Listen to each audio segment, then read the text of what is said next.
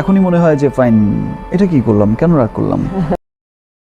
ঢাকায় চলচ্চিত্র আলোচিত জনপ্রিয় নায়িকা শবনম বুবলীকে ঘিরে আবারও শুরু হয়েছে নতুন গুঞ্জন।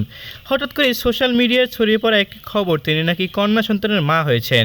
আর এই খবর ছড়িয়ে পড়তে ভক্তদের মাঝে শুরু হয় ব্যাপক আলোচনা, কৌতূহল আর নানা প্রশ্ন। অনেকে খুঁজতে থাকেন এর সত্যতা, আসলে কি বুবলির ঘরে এসেছে নতুন কোনো অতিথি? কিন্তু বাস্তবতা বলছে ভিন্ন গল্প। এখন পর্যন্ত নিশ্চিতভাবে জানা যায় বুবলির রয়েছে একমাত্র পুত্র সন্তান শেহজাদ খান বীর, যাকে ঘিরেই তার মাতৃত্বের যাত্রা। কন্যা সন্তানের যে খবরটি ছড়িয়েছে সেটির কোনো নির্ভরযোগ্য প্রমাণ বা তথ্য কিছুই পাওয়া যায়নি, ফলে বিষয়টি গুজব হিসেবেই বিবেচিত হচ্ছে। তবে এটাও সত্য, ব্যক্তিগত জীবন নিয়েই সবসময় আলোচনা থাকেন বুবলি। তার প্রতিটি আপডেট, প্রতিটি নতুন খবর মুহূর্তেই ভাইরাল হয়ে যায়।